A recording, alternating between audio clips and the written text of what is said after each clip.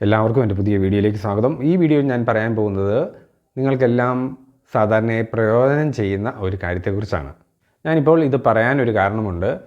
ഞാൻ ഒരു പരീക്ഷയുമായിട്ട് ബന്ധപ്പെട്ട ഒരു സ്കൂളിൻ്റെ ഗ്രൗണ്ടിൽ കുറേ മണിക്കൂറുകൾ വെയിറ്റ് ചെയ്യേണ്ടതായിട്ട് വന്നു.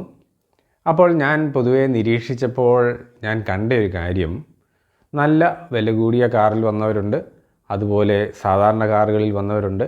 അപ്പോൾ പൊതുവായിട്ട് എല്ലാവരും ചെയ്യുന്നൊരു കാര്യം, ആ കാറിനുള്ളിൽ ആൾക്കാരുണ്ടെങ്കിൽ പോലും AC ഒന്നും ഇടാതെ വാഹനം ഓഫ് ചെയ്ത് ആ വാഹനത്തിൽ ഇരുന്നുകൊണ്ട് തന്നെ കയ്യിലുള്ള പേപ്പറും ഒക്കെ എടുത്ത് വെറുതെ വീശിക്കൊണ്ടിരിക്കുകയാണ്, വേർത്തൊലിച്ച് കാറിനുള്ളിൽ ഇരിക്കുകയാണ്. കാരണം എന്താണെന്ന് ചോദിച്ചു കഴിഞ്ഞാൽ, ആ സ്കൂളിൻ്റെ പരിസരത്ത് തീരെ വൃക്ഷങ്ങൾ കുറവാണ്.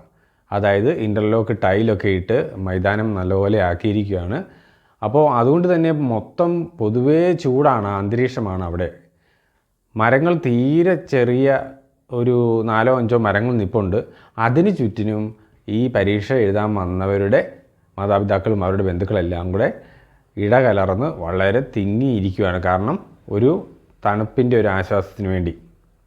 അങ്ങനെ ഞാൻ പറയാൻ വന്ന കാര്യം, ഈ കാറിൻ്റെ AC ഇട്ടാൽ ഇന്ധനം ചിലവാകുമെന്ന് ഓർത്ത് രൂപ ലാഭിക്കാൻ വേണ്ടിയാണ് ഈ ചുട്ടുപൊള്ളുന്ന വെയിലിനകത്ത് ഈ കാറിട്ടിട്ട് അവിടെ തന്നെ അതിനകത്ത് തന്നെ ഇരുന്ന് വെറുതെ വിഷമിക്കുക വേർത്ത്.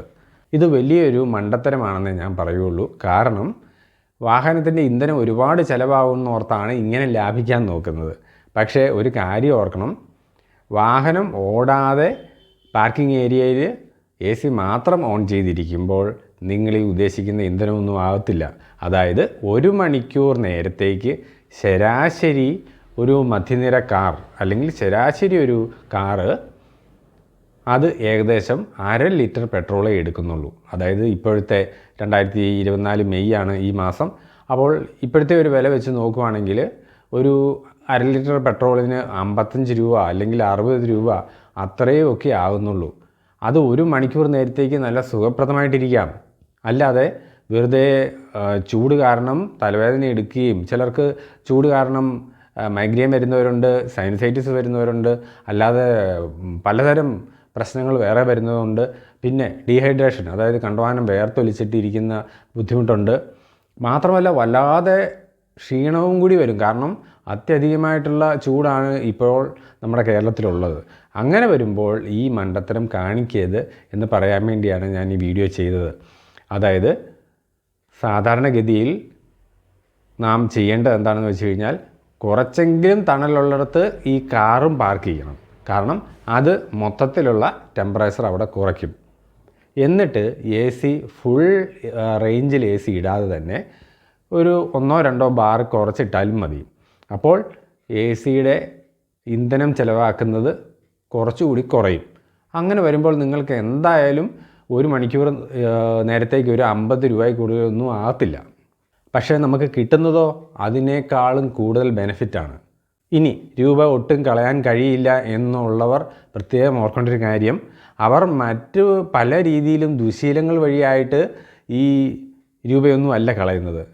200-500 ഒക്കെ രൂപ അവരല്ലാതെ വെറുതെ കളയുന്നുണ്ട്. പക്ഷേ ഈ ഒരു കാര്യത്തിന് മാത്രം രൂപ ചിലവാക്കാൻ കഴിയില്ല എന്ന് വെച്ച് കഴിഞ്ഞാൽ, നിങ്ങളുടെ കാറിലിരിക്കുന്ന അത്രയും പേര് ഒരുപോലെ ബുദ്ധിമുട്ടേണ്ടി വരും. പ്രത്യേകിച്ചും പിഞ്ചു കുട്ടികളൊക്കെ ഉണ്ടെങ്കിൽ ആ രൂപലാഭം നോക്കരുത്. എന്നാൽ വളരെ ലക്ഷറി കാറുകളാണ്, വലിയ വില കൂടിയ എൻജിൻ പവർ കൂടിയ, അതായത് 2 ലിറ്ററിൻ്റെ എൻജിനും 2.5 ലിറ്ററിൻ്റെ എൻജിനും ഒക്കെയുള്ള വലിയ വാഹനങ്ങളുണ്ട്. അപ്പോൾ അവിടെ AC ഇടുമ്പോഴേക്കും ഇതിനേക്കാളൊക്കെ ഒരുപാട് രൂപ കയറിപ്പോകും.